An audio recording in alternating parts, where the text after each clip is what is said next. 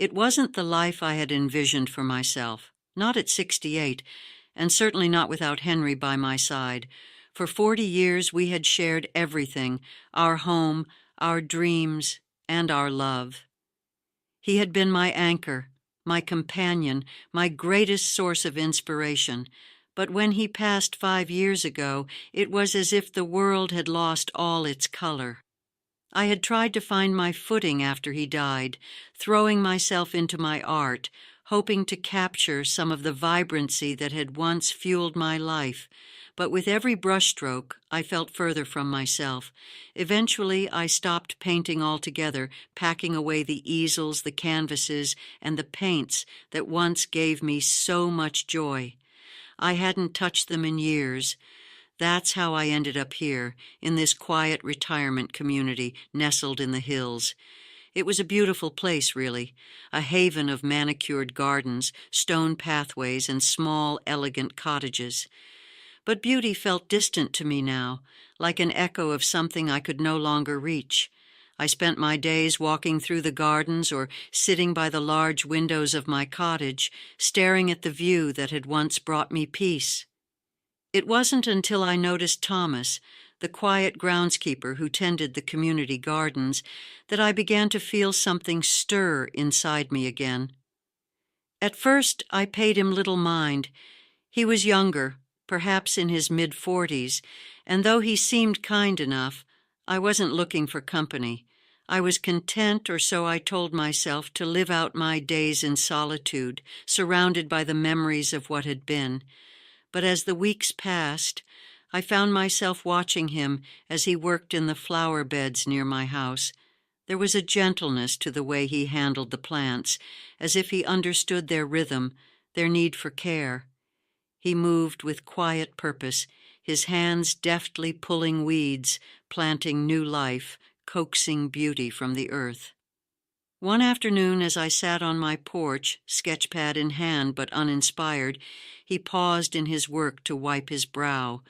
Our eyes met briefly, and for the first time I really saw him, not just as a figure in the distance, but as a person. There was something in his gaze, a quiet strength that reminded me of someone I used to know. Perhaps it was Henry, or perhaps it was a reflection of my own loneliness. I didn't expect much from our first conversation. He was just a gardener, after all, and I was just a widow passing through the autumn of her life. But that day something shifted. We spoke about the flowers he was planting, roses, peonies, and a few rare blooms I couldn't quite remember the names of. He spoke with such reverence for the earth, for the way things grew, that I found myself captivated by his words. From that day forward, I began looking for him during my walks. We would exchange pleasantries, brief conversations about the weather or the state of the gardens, but I felt a connection forming, one that surprised me with its quiet intensity. I hadn't felt this drawn to anyone in years, and it frightened me. The first time I truly noticed him, really noticed him, was on a cool afternoon in late spring. I had taken my usual walk through the gardens, as I did every morning, enjoying the scent of blooming flowers and the gentle rustle of leaves in the breeze. I saw Thomas hunched over a patch of dahlias, his hands deep in the soil. There was something about the way he worked that caught my attention, a kind of calm, deliberate care that I hadn't expected to find in a man who, by all appearances, was just the groundskeeper. I paused by the rose bushes, watching him work for a moment longer than I should have. His movements were steady, precise, and I could tell that he was someone who understood the earth in a way that few people did. He wasn't just planting flowers, he was nurturing them, coaxing them to bloom in the same way one might encourage a shy child to speak.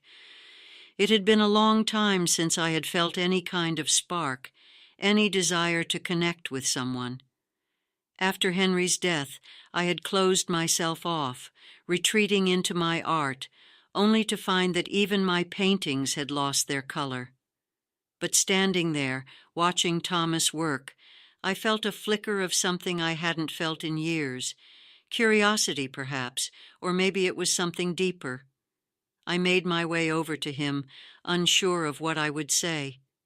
When he looked up and smiled, it was a small, polite smile, but there was a warmth in his eyes that made me feel, for the first time in a long time, seen. "Good morning," I said, my voice sounding strange to my own ears. I had grown so used to the silence of my own company that speaking to someone else felt foreign. "Good morning," he replied, wiping his hands on his pants. "It's a beautiful day for gardening, isn't it?" "It is," I agreed, glancing at the flowers he had planted. "Those dahlias are lovely. My husband used to plant them in our garden. He had a way with flowers." "I can tell," Thomas said, glancing around at the other flowers surrounding my cottage. "You have a beautiful garden." "It's not mine," I said quickly. "I mean, I didn't plant it. It was here when I moved in." He nodded, not pressing further, but I could tell he understood the meaning behind my words. The garden might have been beautiful, but it was not mine. It was a borrowed beauty, just like the life I had been living since Henry's death. Thomas and I continued to exchange pleasantries for several weeks. Each time we spoke, I found myself lingering longer, listening more closely to his voice, to the stories he shared about his work with plants and his time living in other parts of the country. He had the kind of patience and steadiness that one didn't often find in younger men. There was no rush in the way he spoke, no need to fill every silence with noise, and I appreciated that more than I could say. He wasn't like Henry, who had been a talker, constantly filling our days with conversations and grand plans. Thomas was different, quieter, more reflective, but there was something about that quiet that drew me to him, something in his eyes that spoke of a depth of experience, perhaps even pain, that I could sense without him ever needing to say it. One afternoon, as I sat on the porch sketching the distant hills, I watched Thomas working near the flower beds. He moved with a graceful efficiency, and I realized how much I had come to enjoy his presence, even from afar. It had been a long time since I had felt that kind of comfort in someone's company, especially in the company of a man. Since Henry's death, I had closed that part of my heart off, convinced that love, or even companionship, was no longer meant for me. But watching Thomas, I couldn't help but wonder if I had been wrong. It was an unexpected storm that changed everything. The weather had been warm and clear all day, but by late afternoon, dark clouds rolled in over the hills, bringing with them a sudden gust of wind and the smell of rain. I was sitting by the window, watching the storm build, when I saw Thomas hurriedly gathering his tools from the garden. Without thinking, I grabbed an umbrella and rushed outside. By the time I reached him, the rain was already starting to fall in heavy drops, soaking through my clothes. "You should come inside," I shouted over the sound of the wind. Thomas looked up, surprised to see me there. He hesitated for a moment before nodding, grabbing the last of his tools and following me back to the porch. By the time we reached the door, we were both drenched. "Thank you," he said, shaking the rain from his hair as he stepped inside. "I wasn't expecting the storm to come so quickly." "Neither was I replied, handing him a towel. "You should stay until it passes. It looks like it's going to be a bad one." Thomas nodded, accepting the towel gratefully.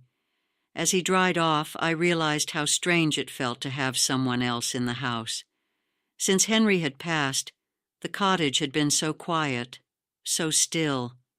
Now, with Thomas standing in the living room, dripping rainwater onto the hardwood floors, it felt alive again. I motioned toward the kitchen. "Would you like something to drink? Tea? Coffee?" "Tea would be nice," he said, his voice soft. As I moved around the kitchen, preparing the tea, I felt a tension building inside me. It wasn't unpleasant. It was more like an anticipation, a quiet excitement that I hadn't felt in years. The rain pounded against the windows, and the air inside the house felt thick with the storm's energy. When I brought the tea to the living room, Thomas was standing by the window, watching the rain. He turned as I approached, offering a small smile of thanks as he took the cup from my hands. "I don't usually come inside people's homes," he said after a moment, his gaze returning to the storm outside. "I'm more comfortable out there in the garden." "You spend a lot of time in the garden," I said, sitting down on the couch. "It must be nice being so close to the earth." He nodded, his expression thoughtful. "It's the only thing that makes sense to me sometimes. When life feels chaotic, the garden has a rhythm that never changes. It's peaceful." I understood what he meant. After Henry's death, I had found solace in the predictable routines of my daily life: the tea in the morning, the walk in the afternoon, the quiet evenings spent watching the sunset behind the hills. But that solace had also turned into isolation, and as I sat there with Thomas, I realized how much I had been missing. For a long time we sat in silence, listening to the rain. The storm had knocked out the power, and the only light in the room came from the flickering candles I had placed on the table. There was a warmth between us now, something unspoken but deeply felt. I could feel the pull of his presence, the quiet strength of his company, and I knew that something had shifted between us. "Do you ever miss it?" I asked, breaking the silence. "Being around people?" Thomas was quiet for a moment, his brow furrowing in thought. "Sometimes," he admitted. "But I've gotten used to being alone. It's easier that way." I nodded, understanding all too well what he meant. "I used to be surrounded by people," I said quietly. "My husband was always bringing people into our lives, artists, musicians, dreamers. But after he died, it all went away. I went away." Thomas turned to me, his expression softening. "You haven't gone anywhere, Margaret." His words surprised me. I wasn't sure if it was the way he said my name or the sincerity in his voice, but for the first time in years, I felt truly seen. I looked up at him, and in that moment, I realized that the distance between us, the distance I had felt for so long, wasn't so vast after all. "I don't know if I can come back," I whispered, my voice trembling with the weight of my emotions. "I don't know if I even know how." Thomas stepped closer, his hand reaching out to gently touch my arm. "You don't have to know how," he said softly. "You just have to take the first step." I looked up at him, my heart pounding in my chest. The air between us was thick with the tension of unspoken desire, of a connection that had been quietly building over the past few weeks. I could feel it in the way he looked at me, in the warmth of his hand on my arm, in the way my own body responded to his presence. Without thinking, I leaned forward, closing the distance between us. Our lips met in a soft, tentative kiss, and in that moment, the world seemed to fall away. There was no storm, no past, no future, only the quiet intensity of the connection we shared. When we finally pulled away, I felt breathless, my heart racing with a mixture of excitement and fear. I had never imagined that I could feel this way again, that I could want someone after so many years of loneliness. But now, standing there with Thomas, I realized that I had been wrong. He looked at me, his expression filled with both desire and uncertainty. "Margaret, I know," I said quickly, cutting him off before he could say anything more. "I know." I stepped back, suddenly overwhelmed by the intensity of my emotions. "I need time," I said, my voice barely above a whisper. "I need to think." Thomas nodded, understanding in his eyes. "Take all the time you need," he said quietly. "I'll be here." For the next few days, I avoided Thomas, not because I didn't want to see him, but because I didn't know how to face what had happened between us. The kiss had awakened something inside me, something I hadn't felt in years, and it terrified me. Every time I closed my eyes, I could feel the warmth of his lips against mine, the quiet intensity of the connection we had shared. It was more than just desire. It was the possibility of something new, something I wasn't sure I was ready for. The guilt weighed heavily on me. How could I feel this way when Henry was still so much a part of me? How could I even think about moving on, about wanting someone else, when the love of my life was gone? I found myself walking through the gardens more often, hoping to clear my mind, but all I could think about was Thomas, the way he had looked at me, the way he had made me feel alive again. But with that feeling came fear, the fear of opening myself up again, of allowing myself to be vulnerable, of losing someone else. One afternoon, as I sat on a bench overlooking the rose garden, I found myself thinking about Henry. He had always been so full of life, so determined to live every moment to the fullest. He would have hated the way I had shut myself off from the world after his death. He would have wanted me to keep living, to keep loving, even if it meant loving someone else. But knowing that didn't make it any easier. The days passed slowly, each one dragging with the weight of indecision. I couldn't ignore the storm that had brewed within me since that night. It wasn't just about the kiss. It was about what it represented.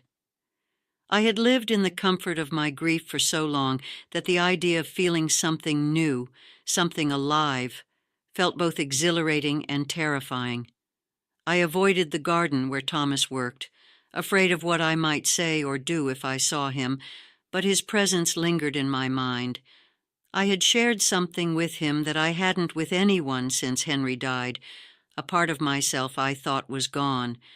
It was the part that craved connection, that longed for touch, for intimacy, for more than just the quiet company of my own thoughts. But what if this was wrong? What if it was just loneliness, playing tricks on my heart, tricking me into believing this was something real? I found myself walking around my cottage, touching the framed photographs of Henry on the mantel, wondering if he would understand. One afternoon, in a moment of weakness, I picked up the phone and called my sister, Claire. She was the only person who had been with me through every step of my grief, the one who knew my heart almost as well as I did. "Margaret?" Claire's familiar voice answered after just a few rings, her tone warm and reassuring. "It's been a while. How are you holding up?" I hesitated, unsure of how to explain what I was feeling. I'm not sure," I said quietly, my hand trembling as I held the phone. "I think I've done something I don't know how to make sense of." Claire didn't press me, instead, allowing the silence to stretch between us until I was ready to speak again. "There's someone," I finally said, my voice barely above a whisper, "someone who's made me feel things I haven't felt in a long time." Claire was quiet for a moment before speaking. "You don't need to be ashamed of that, Margaret. It's been years since Henry passed. You're allowed to feel something again." "I don't know if I can," I admitted, tears welling up in my eyes. "I feel like I'm betraying him, like I'm betraying everything we had." "Margaret, you loved Henry," Claire said gently, "and he loved you, but that doesn't mean your life has to stop. You still have so much life left to live, and Henry would have wanted you to be happy. I know he would." Her words sank in slowly, like raindrops on dry earth. I had always known that Henry would want me to keep living, to find happiness again, but knowing that and feeling it were two different things. Could I really open myself up to someone new? Was it possible to love again in a way that didn't diminish the love I had for Henry? "I'm scared," I confessed, my voice trembling. "I don't know if I'm ready." "Only you can decide that," Claire replied softly. "But don't close yourself off out of fear. Life doesn't stop just because we've lost someone. You deserve to feel alive again, Margaret." After we hung up, I sat in the quiet of my cottage, thinking about what Claire had said. I had spent so many years hiding behind my grief, using it as a shield against the world. But maybe it was time to let go of that shield. Maybe it was time to open myself up to the possibility of love again. The next morning, I woke with a sense of clarity I hadn't felt in years. The sun streamed through the window, casting a warm glow over the room, and for the first time in a long time, I didn't feel weighed down by the past. I decided to find Thomas. As I walked through the gardens, my heart pounded in my chest, nerves swirling in my stomach. I wasn't sure what I was going to say, but I knew I had to face him, had to face what was happening between us. When I found him, he was in the rose garden, his hands deep in the soil as he tended to the plants.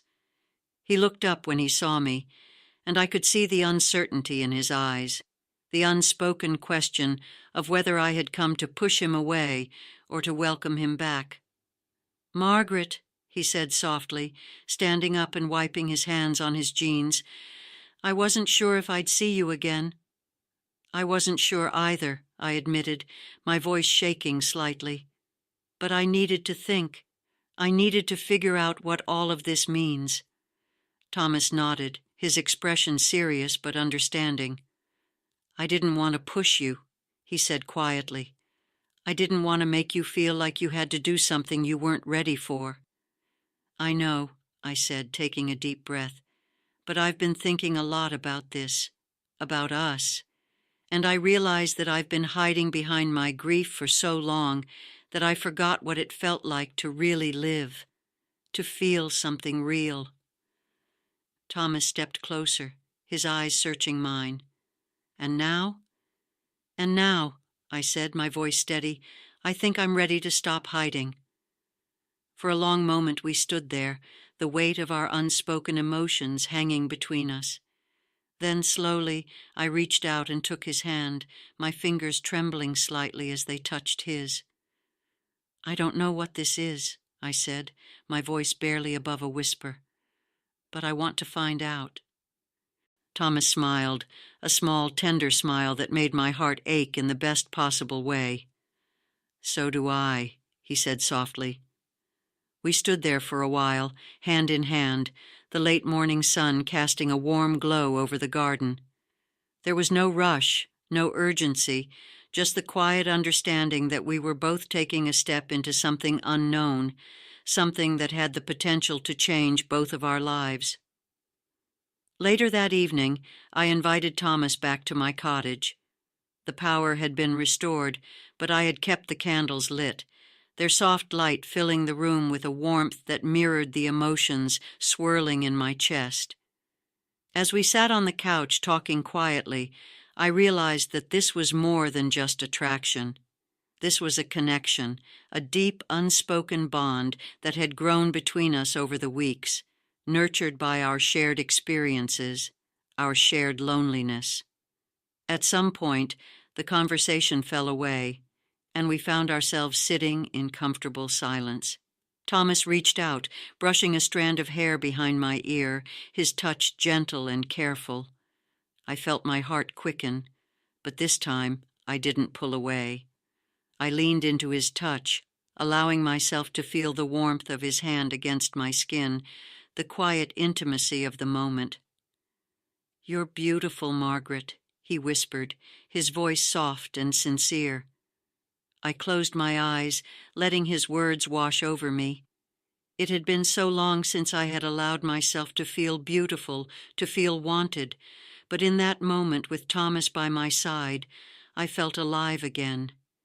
We kissed, and this time it wasn't tentative or uncertain. It was full of the promise of something new, something real. As we embraced, I felt the last of my reservations melt away. I had spent so many years guarding my heart, afraid to let anyone in, afraid of what it might mean to feel again. But now, in Thomas's arms, I realized that love wasn't something to fear. It was something to embrace, something to cherish. That night we shared more than just a kiss. We shared a moment of true intimacy, a connection that went beyond the physical. It was a meeting of souls, a recognition of the loneliness we had both carried for so long, and a promise that we no longer had to carry it alone. In the weeks that followed, I found myself thinking less about the past and more about the future. The guilt I had felt over moving on from Henry had begun to fade, replaced by a quiet acceptance that life, as Claire had said, didn't stop with loss. It continued, sometimes in ways we couldn't predict, and sometimes with people we hadn't expected to find. Thomas and I continued to see each other, but there was no rush, no pressure to define what we were. We spent our days walking through the gardens, talking about everything and nothing, finding joy in the simple act of being together. One afternoon, as we sat by the window, watching the sunset over the hills, I realized that I had found something I hadn't known I was looking for. It wasn't just love, it was a sense of peace, a sense of being exactly where I was meant to be. As the last rays of sunlight disappeared behind the hills, I turned to Thomas, a smile tugging at the corners of my lips. "I think I'm ready," I said quietly. "Ready for what?" he asked, his voice soft. "To paint again." Thomas smiled, reaching out to take my hand in his. "I've been waiting for you to say that." Together, we walked to my old art studio, the place that had once been filled with color and life. I hadn't stepped foot in it since Henry died, but now, with Thomas by my side, I felt a new sense of purpose. I picked up a paintbrush, the familiar weight of it in my hand comforting, and dipped it into the paint. As the brush touched the canvas, I felt a surge of emotion, joy, hope, love. It wasn't about recreating the past. It was about embracing the future, with all its uncertainties and possibilities, and as I painted, I knew that I wasn't just rediscovering my art. I was rediscovering myself.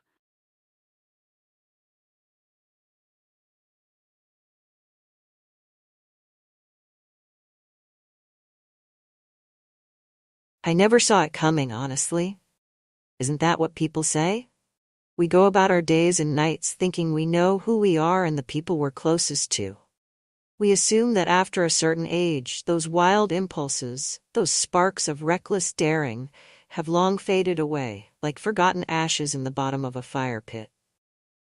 But that weekend changed everything. Marion was my best friend. We'd grown up together, raised our children, and supported each other through the tragedies and triumphs that came with decades of friendship. Her husband, Howard, was a distant sort, always polite, rarely outspoken. He was just there, like the wallpaper. Over the years, I never thought much about him beyond the man who stood quietly by her side. Then they stayed at my home for a long weekend, and in the late hours after Marion had gone to bed, Howard and I shared moments I'd never anticipated, and I was left standing in the quiet shadow of my own actions. What followed was a spiral of feelings, decisions, and consequences that I never dreamed would come for a woman of my age. So here I am now, piecing it all together. The lies we tell ourselves, the hidden corners of our hearts that even we don't dare to look at until someone else sees them. What began as an innocent visit evolved into a story that would haunt me, unraveling secrets and truths, leading to choices that no one would have expected. I wonder if anyone can say they truly know themselves. Because after what happened that weekend, I'm no longer sure I can. The lake was calm, silver blue under the late afternoon light, and the leaves on the old oak trees had just started to turn. From my kitchen window, I watched a single orange leaf flutter to the ground, feeling the weight of the years it represented. I glanced at the old clock on my wall, its ticking the only sound in my small home. They'd be here soon. My best friend Marion and her husband Howard were coming for the weekend, an idea that had seemed delightful when she'd suggested it over the phone. "It's been too long since we've seen each other properly, Evelyn," she'd insisted. "Let's just have some time to breathe, talk, and relax without anything pulling us away." She was right, of course. Life had pulled us in different directions over the years, and though we called often enough, there was a distance between us that felt new. I couldn't quite explain it, and I wondered if she felt it too. But she sounded excited when we made our plans, and I wanted to believe this weekend could bridge that silent gap. Still, something in me was oddly hesitant. Part of me blamed the recent changes I'd seen in her. She was still my best friend, still the Marian who knew my childhood secrets, but she'd been growing into someone I struggled to recognize. Marian had always cared about appearances, but over the years, that side of her seemed to harden. She kept a perfect, magazine-ready home, threw elaborate parties for clients and friends, and told stories of her work as a gallery manager, as though it were a grand production. I knew she was proud of it all, and I didn't begrudge her that. But I couldn't help feeling that I no longer had a place in that world. The sound of tires crunching up my driveway pulled me back to the present. I straightened the napkin on the kitchen counter, heart fluttering in a way I hadn't expected. I walked to the front door just in time to see them emerge from the car, Marian looking as radiant as ever in her fitted jacket and pearl earrings, her short hair swept stylishly to one side. Howard climbed out from the driver's side, his graying hair cropped close, his glasses catching the light. "Evelyn." Marian's voice was warm as she came up the walk, her arms outstretched. I stepped forward, pulling her into a hug, feeling a familiar sense of comfort even as I noticed how thin she'd gotten. "Look at you," she said, pulling back and studying me. "It's like you never age." "Ha," I laughed, waving a hand, knowing full well the crow's feet had come to stay. "You're too kind." Howard smiled politely, standing a little behind her. He gave me a nod, then hugged me with a courteous awkwardness, the way you would an aunt you didn't see often. His face, though creased with age, was still handsome in a subtle, understated way. As we stood there exchanging pleasantries, I caught him watching me, his gaze softer, more lingering than I would have expected. We moved inside, where I poured glasses of iced tea, and we chatted about the drive up, about the changing colors of the leaves, about the weather and the quiet of my neighborhood. I led them to their guest room, showing Marian where she could hang her clothes in the closet, pointing out where I'd put fresh towels. "Oh, Evelyn, this is perfect," Marian sighed, looking out the window to the lake beyond. "I don't know how you can stand to live in such peace all the time. It's so restful." "It has its moments," I said, glancing back at Howard, who was quietly taking in the space, hands in his pockets. For a second, our eyes met, and there it was again, that same soft, lingering look, like he was seeing something about me that I couldn't quite understand myself. Dinner that evening was a simple affair. Roast chicken, a green salad, some of my mother's old recipes. We ate outside on the deck as the sun lowered, casting a warm orange glow over the lake. Marian was as chatty as ever, recounting stories from her work and updates on mutual friends. I could tell she had Howard's polite interest, though he'd heard these stories before. He chimed in occasionally, but mostly he just listened, his attention drifting more often than not. After the plates were cleared, Marian yawned and declared she'd had more than her fill. She stood, stretching her arms, and bid us good night, saying she'd see us both in the morning. I watched her disappear down the hall, feeling the silence settle between Howard and me. "Well," I said, trying to keep my voice light as I stacked plates, "I suppose I should call it a night too." But Howard held up his hand. "Here, let me help you clean up." He smiled, taking a few plates from my hands. "Oh no, really, you're a guest," I protested. He just shook his head and started collecting dishes from the table. "You can call me stubborn, but I'm not letting you do this alone." We moved in comfortable silence as we washed and dried dishes together. Every so often, I'd catch him glancing at me in that same way he had earlier, his gaze quietly assessing. Thoughtful. There was something unspoken in his look. Something that made my heart beat faster despite myself. As the last dish was put away, I thanked him, feeling an odd reluctance to end the night. I poured us each a small glass of wine, and we moved back to the deck where the night had grown cool. Howard leaned against the railing, sipping slowly, his eyes distant.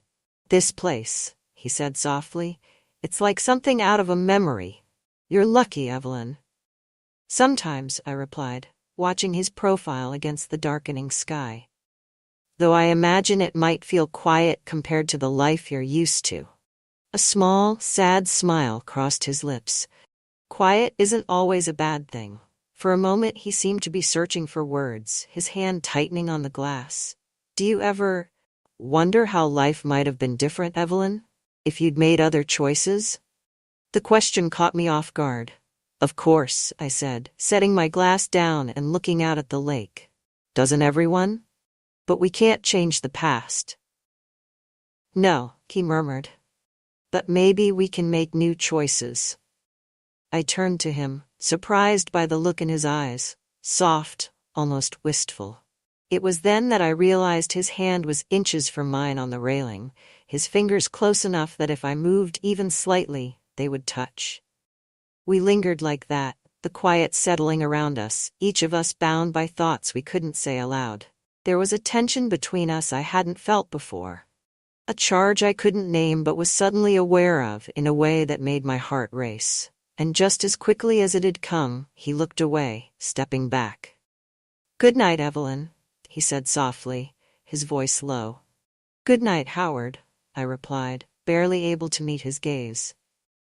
As he disappeared into the guest room, I stood there, feeling the cool night air, my heart beating louder than it had in years. I didn't sleep well that night, and I knew why. Memories, hazy and half-formed, drifted in and out of my mind. The glances we'd shared, the nearness of his hand on the railing, his low voice asking questions I hadn't expected. As the night wore on, I felt the weight of something I couldn't quite name, a stirring I hadn't felt in years, maybe decades. It felt foolish, out of place, like a memory from youth I'd forgotten. The next morning, I was up early, trying to shake off the remnants of that strange energy with a brisk walk along the lake. The cool air helped, if only slightly, and by the time I returned, I felt somewhat more like myself. I found Marian already awake, coffee in hand, and looking as well-rested as ever. "Morning, Evelyn. Did you sleep well?" she asked, smiling brightly. "Like a rock," I lied, pouring myself a cup. Howard joined us a moment later, giving a polite nod but looking tired, with a touch of dark circles under his eyes. I wondered if he'd slept any better than I had. Breakfast was light, and we made small talk, the three of us slipping back into a comfortable rhythm. Marian was her usual lively self, keeping the conversation going, and I could tell Howard was trying to engage as much as he could. But occasionally I caught his eyes on me. Just a flicker of something there. An unspoken question. Each time, I felt a strange thrill, quickly followed by guilt. After breakfast, Marian had errands to run, needing supplies from a nearby town for a work event the following week. Howard and I saw her off, and suddenly it was just the two of us, alone in the house. "Well," I said, feeling awkward, "I guess I should get to those things I've been putting off around here." "I can help," he offered, his tone casual, but his eyes holding a quiet intensity. "If you don't mind, that is." I hesitated. There was no reason for me to turn down his offer. His presence was comforting, even though it left me with an odd, unsettled feeling. "All right, I could use a hand in the garage. There's an old shelf I need moved." We worked in silence, moving boxes and clearing out the clutter. Our conversation started out light. Comments about Marian, about life, about getting older. But soon, the topics turned deeper, to those quiet subjects you only discuss when you're sure no one else is listening. "She and I," he trailed off, wiping his brow. We're fine, but sometimes I wonder if this is all there is. Or if it's just that we're used to each other. He glanced at me as though testing my reaction. I knew I should have brushed it off, offered something neutral and inconsequential. But something about the way he spoke made me want to give more. I know what you mean, I replied, pulling a stray cobweb from a box and looking away. There are times I wonder what my life would have been if I'd made different choices. Maybe something more exciting. But I guess most people think like that, don't they? He chuckled softly, a sound tinged with resignation. Yeah, I think most people do. But it's odd, isn't it? I'm 58 and still wondering if I've lived the life I was meant to. I looked at him, noticing for the first time the weariness in his face, a weight behind his eyes that went deeper than I'd expected. He was still looking at me, his expression softer than usual. There was a long pause as we both sat there, not moving, just watching each other. Howard? I started, not sure where I was going with my words. Evelyn, he interrupted, his voice so soft I almost didn't hear. Last night, I hope I didn't make you uncomfortable. No, of course not, I replied quickly, feeling heat rise in my cheeks. Well, it was unexpected, I suppose. He smiled, looking down, and for a moment, he seemed almost shy. Maybe it's foolish to think about this at our age, but you make me wonder what it would be like if I'd met someone like you years ago. The words hung between us, weighted and dangerous. I knew this was the moment to laugh it off, to steer us back to safe ground. But something inside me resisted, something that had been quiet for years and was now stirring in response to his words. I reached out, touching his hand lightly, feeling the roughness of his skin. We can't change the past, I said, my voice barely a whisper, but sometimes, even a moment like this, it feels like enough, doesn't it? His hand closed over mine, just for an instant, his eyes meeting mine. The room seemed to shrink, the world outside fading away until there was only this moment, hanging between us like the last breath before something irrevocable. And then, with a quiet sigh, he pulled his hand away, breaking the spell. We spent the rest of the day working side by side, not speaking of it again. But the connection we'd shared lingered, a soft ache beneath the surface, unspoken but understood. That evening, after Marian returned, we sat together by the fire in the living room, the three of us sipping on glasses of wine. Marian was animated, telling stories from her day in town, and Howard chimed in, laughing at her stories. His face lit up in a way I hadn't seen earlier. I watched them, feeling a strange mix of emotions, guilt, longing, and an odd relief that Howard seemed happy again, even if just for the moment. It was late when Marian finally excused herself, stretching and yawning. I'm calling it a night, she declared, already headed for the stairs. Tomorrow, maybe we can go down to the farmer's market, Evelyn. I hear they have the best honey and fresh bread. And Howard. She glanced over her shoulder with a grin. Don't stay up too late talking her ear off. Howard laughed, waving her off. Wouldn't dream of it, he replied, but as she left, the silence settled over us once more, thick with things unsaid. I knew I should go to bed too. But part of me resisted, lingering there on the couch, the fire casting shadows across the room. It's been a long day, I said softly, more to myself than to him. It has, he agreed, his voice low. He was watching me, his gaze steady, unguarded. But it's been a good day too. We sat there, the air between us heavy and charged, until he reached over, brushing a strand of hair from my face. It was such a simple gesture, so gentle that I barely registered it at first. But then, his hand lingered on my cheek, his thumb brushing my skin in a way that sent a thrill through me. Evelyn, he murmured, his voice soft, almost hesitant. I don't know if this is a mistake, but... I didn't let him finish. I didn't want him to. In that moment, all my reservations, all my guilt, melted away as I closed the distance between us, our lips meeting in a tentative, hesitant kiss. It was warm and soft, filled with a tenderness I hadn't felt in years.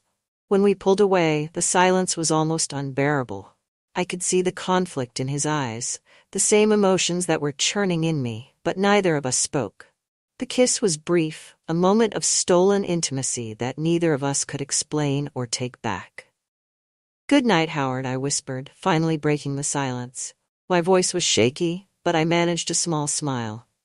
"Good night, Evelyn," he replied, his voice barely above a whisper, his gaze lingering on me for a moment longer before he rose and walked away, leaving me alone in the dimly lit room, my heart racing.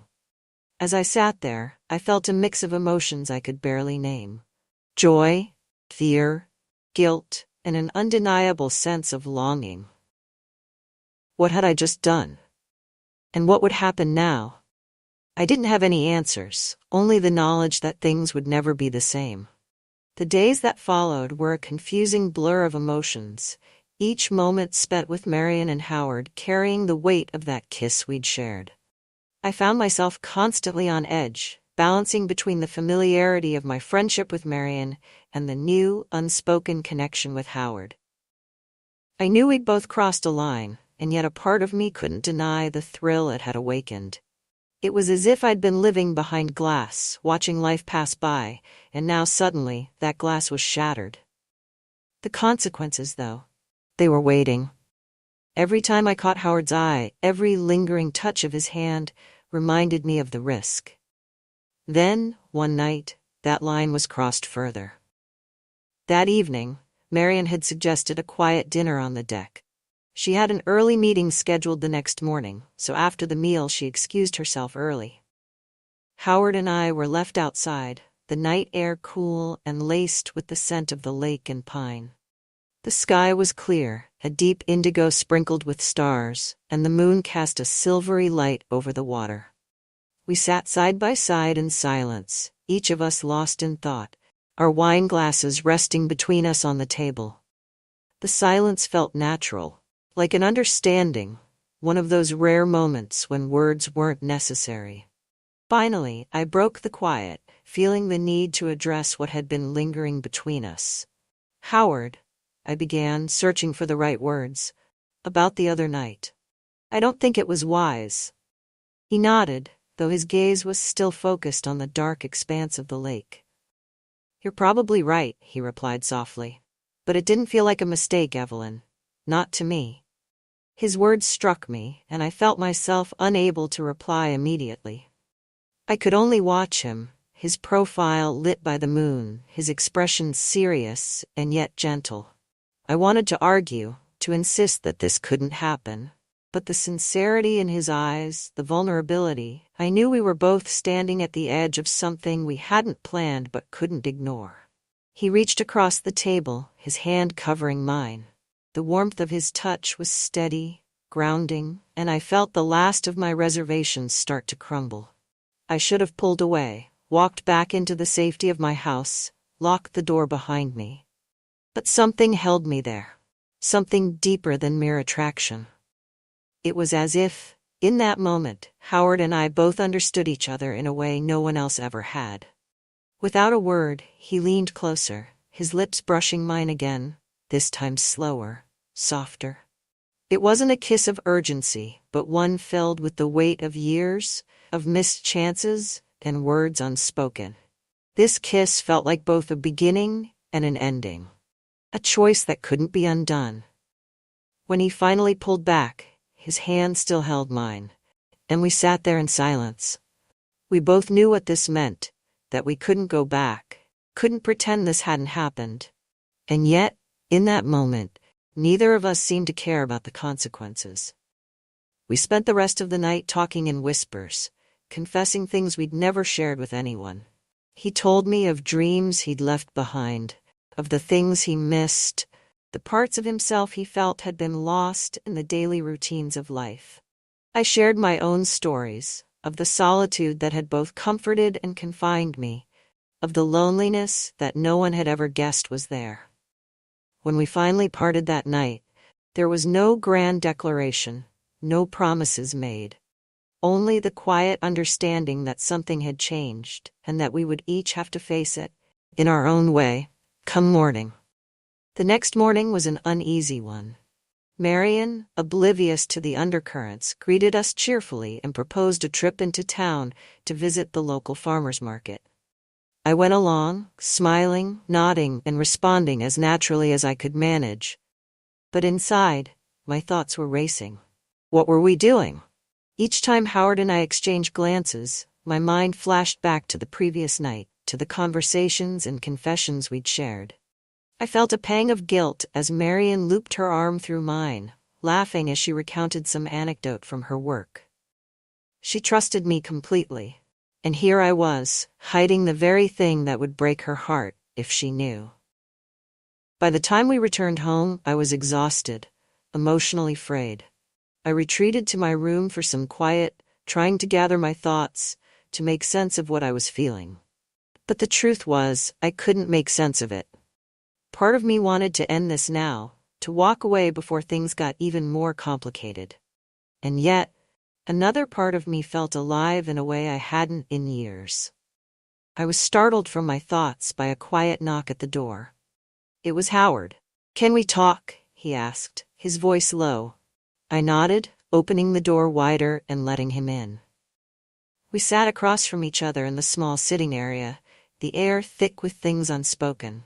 He looked at me, his expression conflicted, and for a moment, neither of us spoke. "Evelyn, I don't know what this means," he began, his voice barely above a whisper.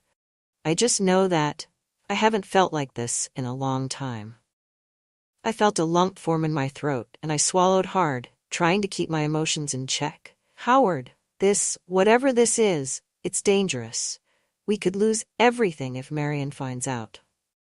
He sighed, running a hand through his hair. "I know, but pretending this didn't happen, that there's nothing here, that feels impossible too." We sat in silence, the weight of our words settling between us. I wanted to find an easy answer, a way out of this tangled web. But nothing seemed simple anymore. All I knew was that the feelings I had for him, whatever they were, weren't going to disappear. And as much as I wanted to protect my friendship with Marian, I couldn't deny the connection I felt with him. Maybe we just need some time," I suggested finally, feeling the helplessness of my own words. He nodded, though I could see the reluctance in his eyes. "Maybe," he replied, his voice resigned. "But I don't want to hurt you, Evelyn, or Marian. I don't want to hurt anyone." "Neither do I whispered. But as I said it, I knew the damage had already been done. The next day, a tension simmered just beneath the surface. Howard and I moved around each other cautiously, as though we were afraid any small gesture might betray what had passed between us. Marian, though, seemed as oblivious as ever. She was in high spirits, making plans for future visits and talking about places she wanted us all to go together. But that evening, everything changed.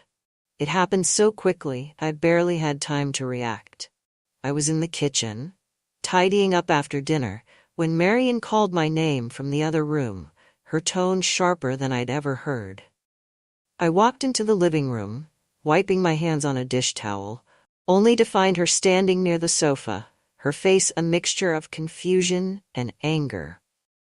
She held a small folded note in her hand, the note Howard had slipped to me in a quiet moment that morning.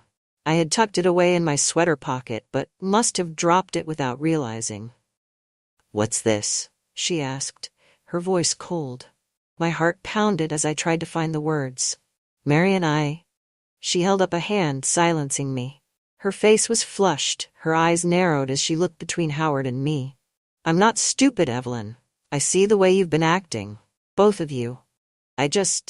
I never thought." Her voice broke and she shook her head, clutching the note in her fist. Howard stood, trying to approach her, his face stricken.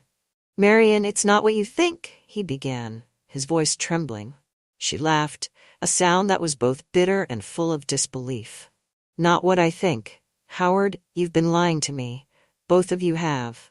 My best friend and my husband." She looked at me then, her expression raw with betrayal. "How could you, Evelyn? How could you do this to me?" I took a shaky breath, my voice barely steady. "Marian, I never meant to hurt you. I don't know what to say. I'm so sorry." Her eyes filled with tears, and she took a step back, as though my words had only deepened her hurt. I trusted you, Evelyn. I trusted both of you. But clearly, I was a fool. She turned away, gathering her things in a daze, her movements quick and tense. I can't stay here, she muttered, almost to herself. I need to leave. Howard tried to stop her, reaching out, but she pulled away, her face set in grim determination. Don't, just don't, she whispered, her voice barely holding back the tears. Without another word, she left, the front door closing behind her, with a final, heavy thud. Howard and I stood in the empty room, the silence pressing down on us, the enormity of what had just happened settling like a weight in the pit of my stomach. The next few days were a blur. Marian didn't answer my calls or messages, and the reality of the situation began to sink in.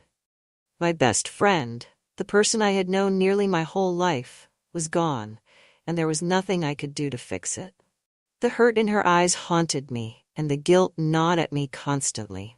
Howard, too, was distant, lost in his own regret. We spoke little, each of us grappling with the consequences of our choices. In the evenings, he sat quietly on the deck, staring out over the lake, his face shadowed with remorse. I knew he felt the same weight of guilt, but his silence made it all the more unbearable. One evening, as the sun dipped below the horizon, I finally approached him, needing to break the silence between us. Howard, we need to talk. We can't go on like this, pretending it didn't happen. He looked at me, his face weary, his eyes heavy with regret.